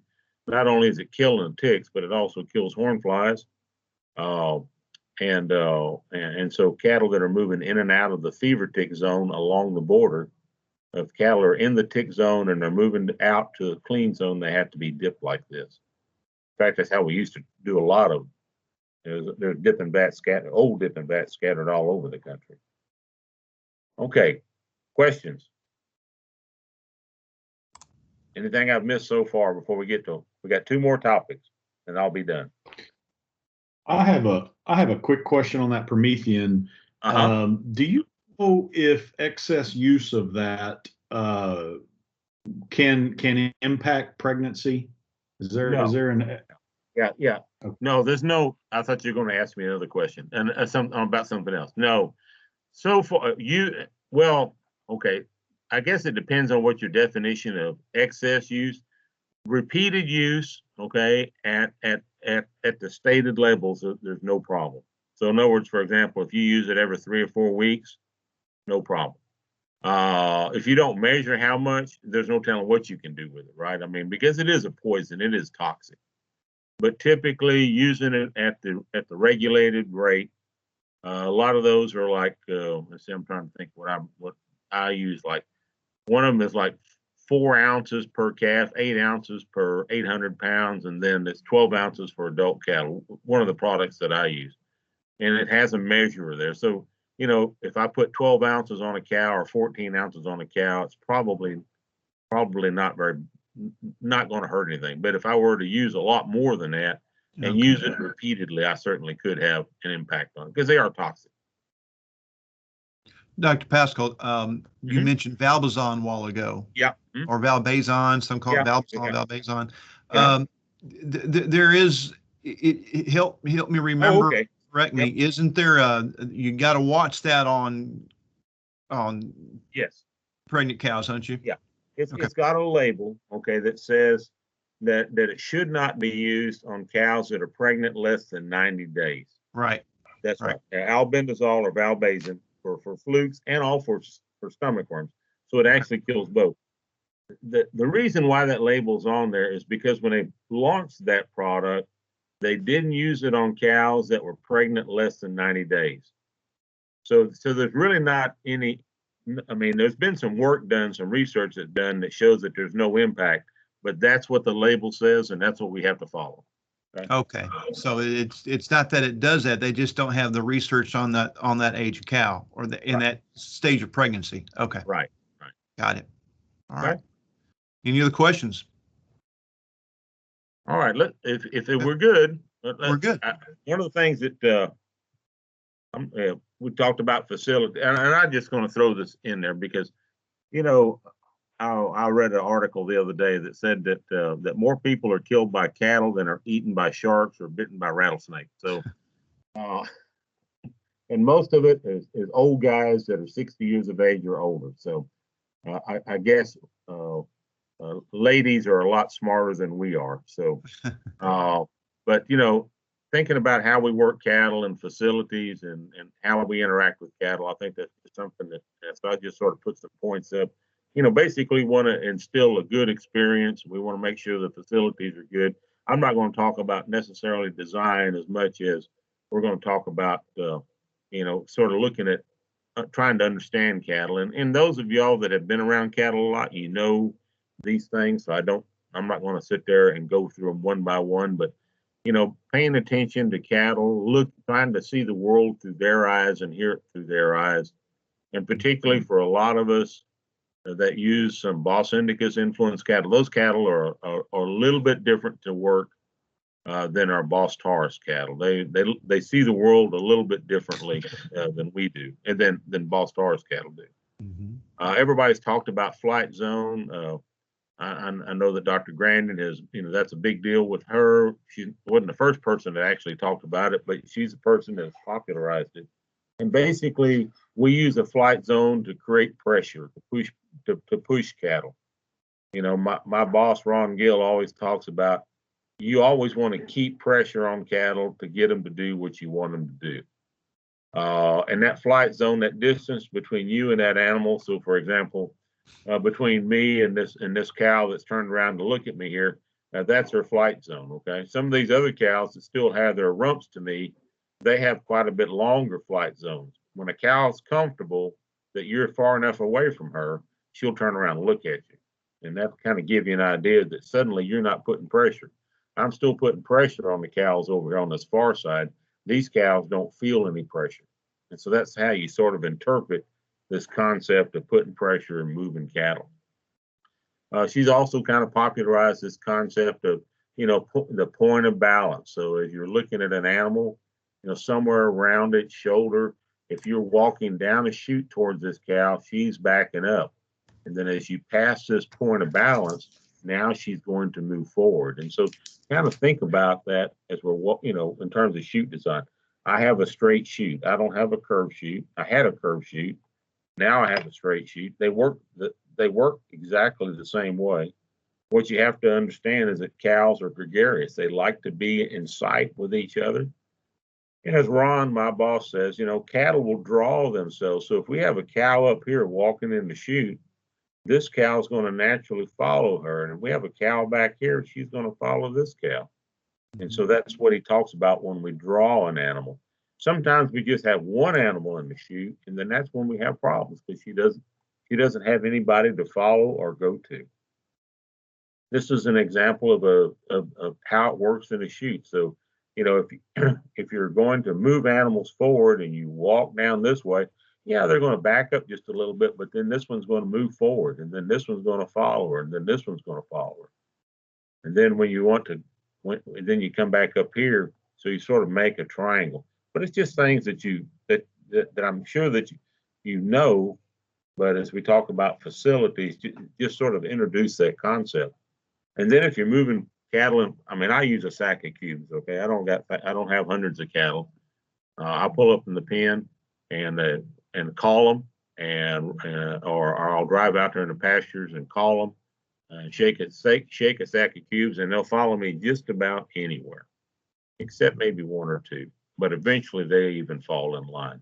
But if you're out there gathering cattle, this is sort of an example of how to use it. And remember, that we're looking at if we're walking cattle, and lots of times when we walk cattle in the alleyway, it sort of helps to sort of walk back and forth, because you're just standing right here, or maybe this cow can see you, and this cow can see you, but this cow doesn't see you.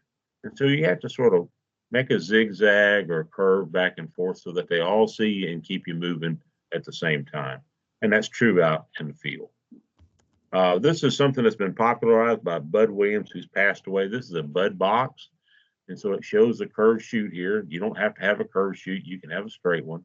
But essentially what happens is you're standing right here. And so what happens is as these cattle come in, they'll come in through this gate, and they'll come through this way, and they'll turn around, and then they're going to avoid you, and they'll load up in the chute. And I've seen this work with some pretty wild cattle. Typically, if they're really wild, the guy's on a horse, all right? It's not down there on foot.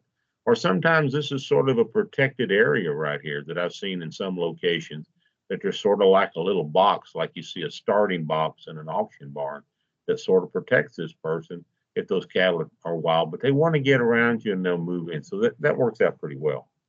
And then, of course, head gates and squeeze chutes.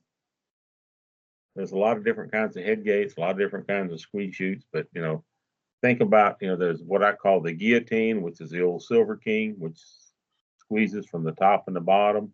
And then there are those that swing back and forth, sort of like barroom gates. Those work really well. And then there's sort of the V. Each one has its pluses and minuses, and I think that's something to consider. If you're going to buy those things, head gates are important because they will restrain a cow's head. But a squeeze chute's actually better because it restrains the entire animal. And a good one is well worth its money. The problem is that, if you only have a handful of cows or whatever, it might be better to take those cows someplace, load them up in a trailer, have a load chute that you can get them in, and then take them to someplace that does have a squeeze chute. Okay? And that'd be a lot less hassle than trying to work those cows without a head gate or any kind of a squeeze chute in a straight chute, particularly for some of us, okay?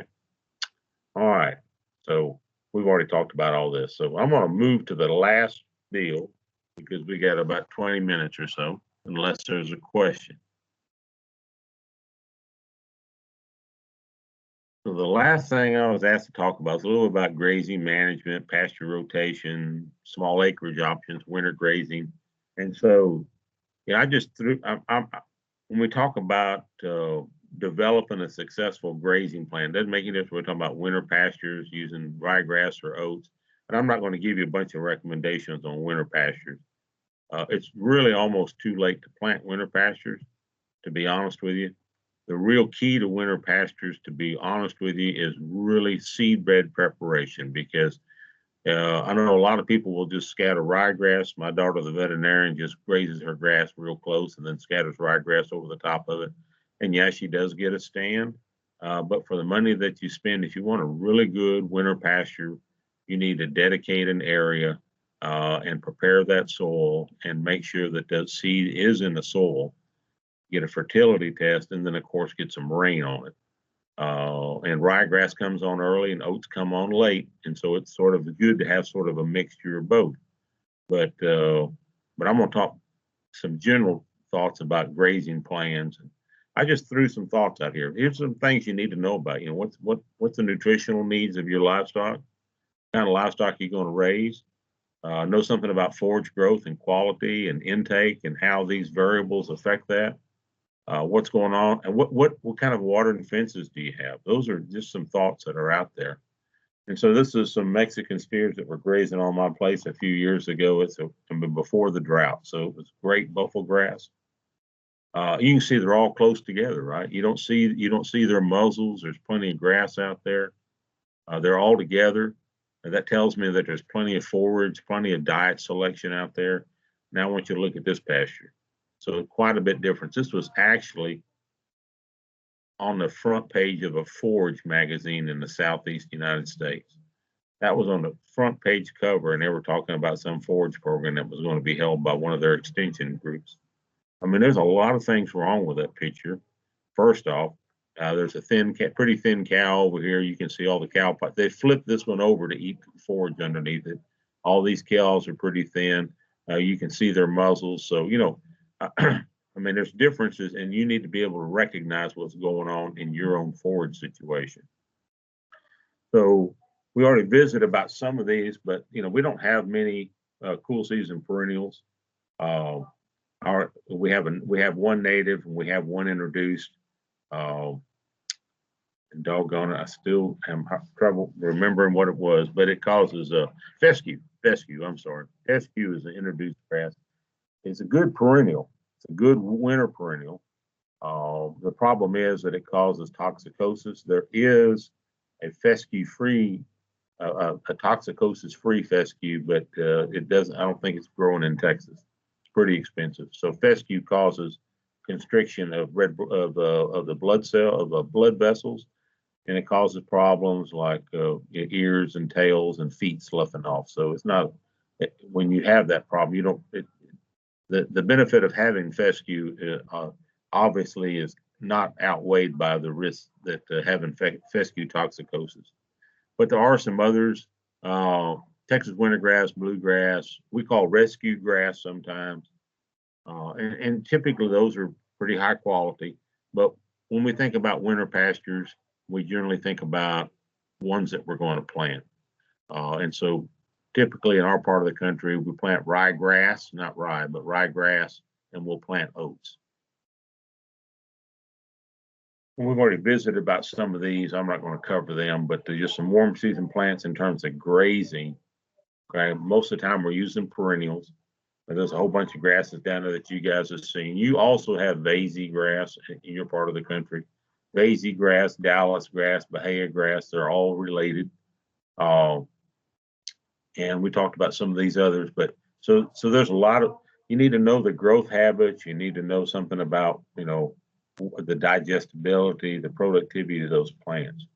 And so this is a study that was done actually in Karnes County several years ago. County agent that was there and I looked at the coastal Bermuda grass, Klein grass, and native grass, and we clipped it. We took the samples, took forward samples. But so I just, kind of get an idea, be able to estimate how much forage is out there. So this is Bermuda grass. So this is about 2 round bales, maybe a little bit round bales. In terms of grass, this is Klein grass. This is a bunch grass. So we selected these because there were 2 different kinds of grasses. So this is a sod grass. This is a bunch grass. And you can see that we still have some bare areas through here, right? But yet it was the same amount of grass because this grass, even though it was taller, it was a lot thicker in these bunches. Okay? So this is Klein grass at 20 inches. We took a lot of different pictures. I just pulled out some selected ones. So then now it's almost 4,000 pounds per acre. And you can see it has real tiny seed heads. All right. And then this is a native grass at 20 inches. So at 20 inches of Klein grass, we had 38, almost 3,900 pounds. 20 inches of native grass, we had 3,350. So there was a difference in terms of, and it took longer for this native grass to regrow. So this is some silverleaf blue stem. Here's some goatweed or some croton down here. Okay. And there's some other weeds that you can see. There's even a mesquite coming back, looks like. But so differences in terms of digestibility and productivity and crude protein. And so we clipped those and we plotted that. And so this is actually a graph of the production in terms of pounds by month. This is the native grass. The red is coastal and the green is Klein. And you can see that in the springtime, now this is Karnes, this is not Fort Bend County, but you can see we had a spring growth and then sort of a summer slump when it got hot. And then if we got rainfall in the fall, we got a much higher boost. And of course, the introduced grasses grew a little bit more than the native grasses. All right, and we know that. Now, this is an average of 3 years. So we had a wet year, a dry year, and sort of an average year, whatever an average is, average rainfall. So you can kind of see that, we had that's production.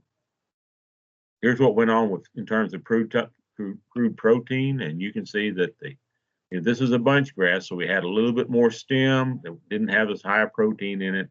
This is the sod grass with lots of leaf in it, not much stem. And then, of course, this is the native. Now, remember, a dry cow needs about 7% crude protein. So right in the middle between 6 and 8, right here, okay, to maintain herself. A wet cow needs about 10%, okay? This is TDN, or energy values, total digestible nutrients. We talked about that earlier. And so a dry cow needs about 48%, right about here, okay?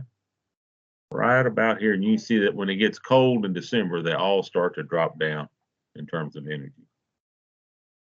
It's what a spring calving cow nutrient needs. And if she were a fall calving, you just sort of reverse these, okay, in terms of protein and energy. So the red line is protein, and you read it over here. The green line is energy, and you read it over on the left-hand side. Now let's just plot coastal Bermuda grass, what we have out there. And this is the reason why coastal is so popular, okay? Or the Bermudas are so popular, is that typically, in terms of production, year after year, they hit what the needs are until it gets really cold.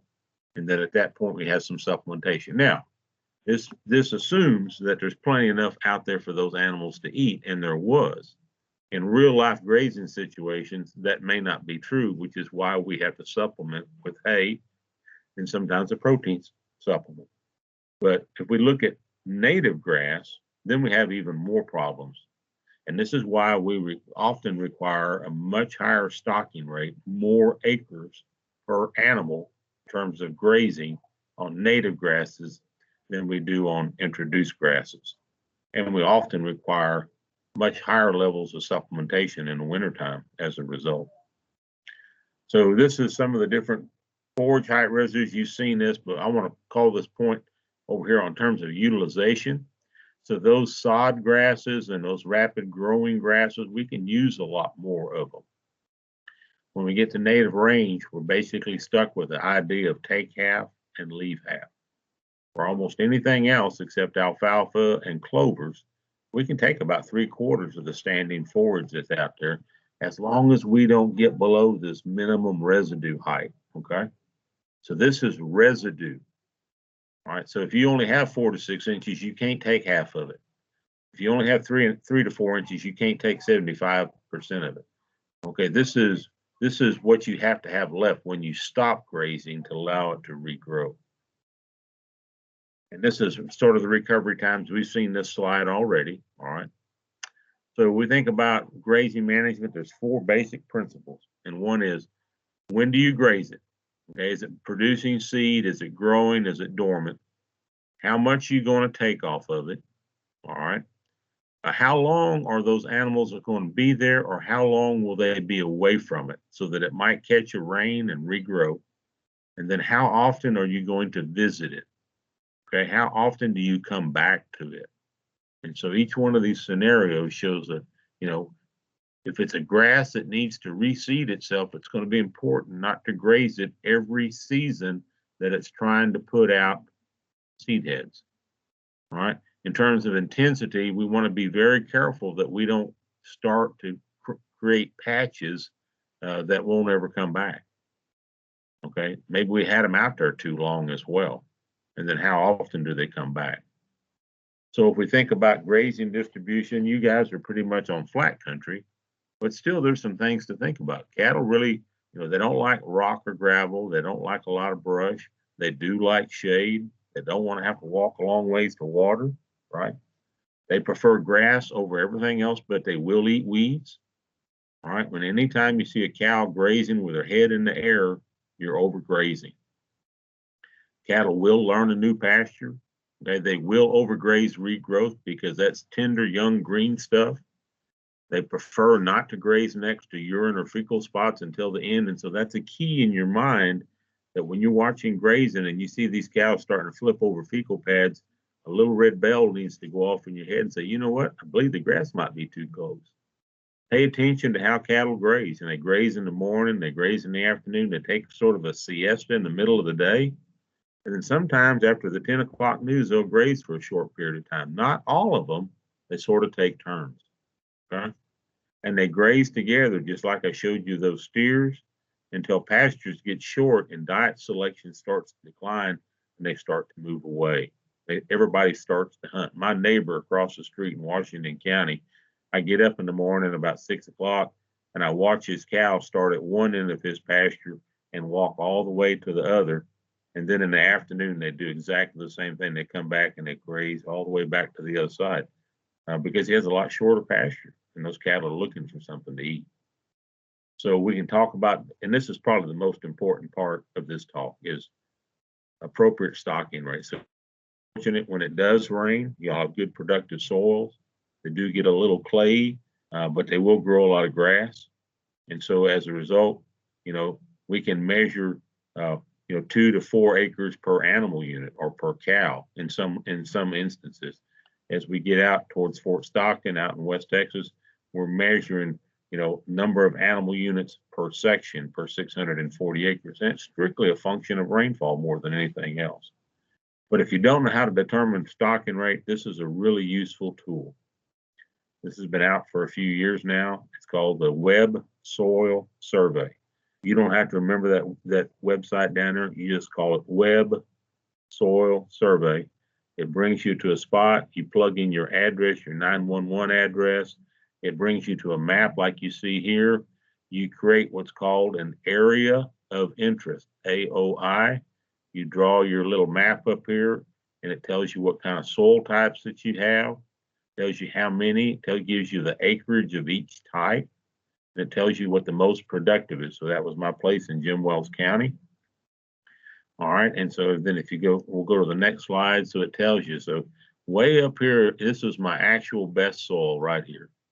And all this other stuff is sort of sandy loam. But when my wife wanted me to get soil for our garden, I had to go get it out of that little trap right there, that little pocket. And so it tells you, how many acres, and it tells you what the rating is, how many pounds of forage will an acre produce, okay, in a normal year. Now, in a rainy year, it'll go up 15%. In a dry year, it drops 15%. Now, that's native forage. That is not introduced forage. It's not coastal or pine grass or whatever it is that you're raising. That's just native forage. And the other thing to remember is that if it's a flood zone area, if it's a lot of brush like I had on my place in Jim Wells County, I'm not going to have that on every acre. So if I had a pasture that was 35% brush, then I had to reduce this by 35% because there wasn't no grass growing underneath that brush. But that's how you can sort of determine stocking rate. And so that's what I did down here. So in a normal year, that country would grow almost 1 million pounds of forage. And if I took half and left half, okay, now I could run about 1 cow to 14 acres because of the brush, okay, because I had a lot of brush. And so you couldn't run a bunch of cows down there.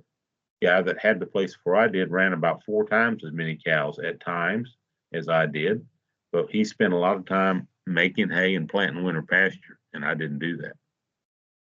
So there's all different types of grazing strategies, but these are the 3 basic ones. And probably there's only 1 or 2 here that you're going to be really interested in. The first one is continuous, and that's basically all the cattle are always in the same place. There's no cross fences, or there are cross fences. The gates are always open. There's benefits to that, and there's also some detriments. Deferred or rotational system, so all the pastures are rested at least as long as they're grazed. That's the idea. And most of the time, they are rested a lot longer. So my place in Jim Wells County had 8 pastures, and every one of them was rested. Most of them were grazed not more than maybe a week or 10 days, sometimes 2 weeks, and it took another 2 or 3 months before they came back to be grazed again. So they had long rest periods. And any kind of rest period allows a pasture to regrow, even if it's just a week or 2 weeks. It's something to think about. And then this intensive or short duration grazing was brought over from South Africa about almost 50 years ago now. And the idea was you're going to concentrate the cattle in a really dense area, like maybe 4 or 5 or 6 or 10 head per acre, but only for a short period of time, like maybe even a half a day or a day. The problem with that is that there's a lot of compaction that goes on in those clay soils that you have. Hasn't worked very well except out in the far west. And so we're going to talk about here's advantages and disadvantages. Continuous grazing, the main thing we can talk about it is that it's sort of traditional, requires less time and labor, not as much money, but you need more land. You need to have a lower stocking rate. And typically you get less production per acre. I mean, it's a good system, but typically if a stocking rate is 1 animal unit per 2 acres or 1 cow per 2 acres, if I were going to do continuous grazing, I'd probably go 1 to 3, which already cuts back on how many calves you're going to be able to wean because you're going to run fewer cows on your property. Okay. Deferred or rotational grazing. And when we talk about deferred or rotational grazing, don't set a time. Sort of look at your pasture, what the growth is like, how much is out there, how much you plan on taking, and let that be your decision as to when you move your animals. You do get improvement in forage, but it takes a long time. All right. It allows the plant opportunity to regrow. Typically, your grazing period has to at least equal your rest period. Preferably, it'd be a lot less. You have a lot more rest than you have grazing. And you can put or take animals, so you have some flexibility in how you do that. Okay? And then this is intensive or short duration grazing. The main problem or main thing about rotational grazing is you have to have cross fencing. But I can tell you, okay, that if you work with your NRCS guys and Natural Resource Conservation Service, with FSA, Farm Services Agency, there is money, EQIP money, that will actually, if you're looking at grazing management, improving wildlife, improving water, there's actually cost share money there that will help you implement a rotational grazing system by helping you cost share fencing, cross fencing, cost share water development, cost share weed and brush control, cost share the improvement of pastures. So, so don't just think, oh, it's going to cost me money, I'm not going to do rotational grazing. There's actually some government programs out there that'll help make it advantageous or at least reduce the cost of some of those improvements. And finally, short duration grazing, the main disadvantage is that it just doesn't work in y'all's part of the country. It requires too much money in terms of fencing, a lot of compaction in terms of your pastures. But there are some pluses out there in terms of you get best weed control, better manure distribution. I don't know that you get least chance of overuse because most of these are centered around a central water source, and you have a lot of overuse at that water source. So the main thing is, sort of my final remarks on this is, figure out how many cows your country can run, because remember, we're going to impact our health program. We're going to impact our internal and external parasite program by having good grazing. We're going to actually impact how much we're going to have to feed this winter if we have good grazing. If we have selected the right carrying capacity and the right stocking rate. Typically, I tell people to, even if you can carry 100 cows, think about carrying 75 or 80. Okay, because you'll get more production, and that gives you some swag. That gives you some leeway if it gets dry. Think about resting those pastures, and then everybody's got a cell phone. Your cell phone's really just a computer that has a phone app attached to that. That's not I heard that this morning on the radio. Think about that. It's a computer that has a phone app. Well, it also has a camera app. Learn to take pictures of your pastures and your cattle so that you can, you can look back over the months, over the years, over the seasons, and see how they change. So this is what sometimes people think about pasture rotation, right? They're rotating all right from one to the other. I'm going to stop there. I got 2 or 3 things I just want to show you. This is, again, our website, but we have a Facebook page. If any of y'all do Facebook, we do have a Texas A&M Beef Cattle Extension Facebook page. My boss, Ron Gilder, on the left-hand side, he's got a lot of videos that he sticks on there. We talk about bulletins that we put out. Sometimes we have little interviews, like you see me there talking. And so we put a lot of this. We even put, like, for example, this series, this program tonight was on our Facebook page. And then we have a number of videos on ranchtv.org. And there's about 900 videos on anything just about related to livestock agriculture, not just beef cattle, but horses and swine and dairy cattle, sheep and goats. There's meats information. So there's a lot of videos that are there. I'm not a big video watcher, but there's a lot of really good videos. Some are relatively long, and some you can see there are relatively short, like there's some less than a minute or so. So there's a lot of good videos. I'm going to stop right there. That was my place in Jim Wells County on December 25th, 2004, when we had 12 inches of rain, 12 inches of snow, excuse me. So that morning, the night, the afternoon, the evening before, we had sleet and 34 degrees.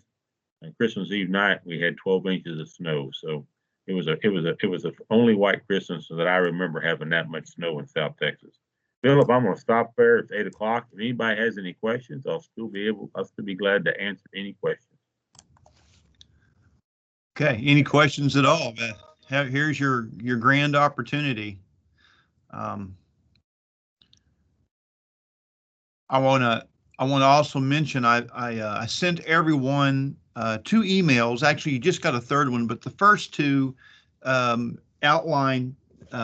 I sent the web soil survey to you, that link, and also the beeftamu.edu website link as well. So you've got that. Just click on it, take a look at that, and put that in your memory bank somewhere. There's a lot. I was looking at it a little bit here just a while ago, and it's very, very informative. And check that Facebook page out too as well. So that's very, very well. So I sent you a survey. If you'll take, it's about 12, 13 questions. If you'll take care of that and send that back, just click on that, enter those questions. Wow, that does really help us out so much.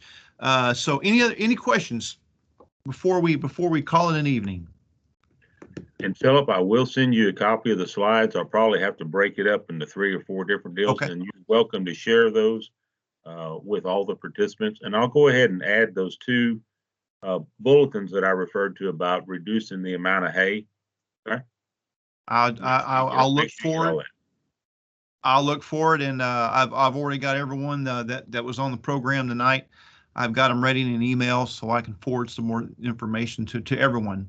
Great. So okay. Anyway, thanks folks for being with us. I really do appreciate this. Hopefully this is kind of an inaugural program. We'll have many more to come. And just look for more things. I've got your email, and if it's all right with you, I'll keep your emails and send you updates of things, of programs that's coming in the new year in 2021 as well. Y'all stay safe. Please stay healthy, and y'all have a great Thanksgiving and a wonderful Christmas if we don't speak to you before then. Give me a call if I can help you. All right. Thank you, Philip. Have a good evening. Thank you. Thank you so much. Have a great evening. You bet. Bye. Bye-bye, everybody.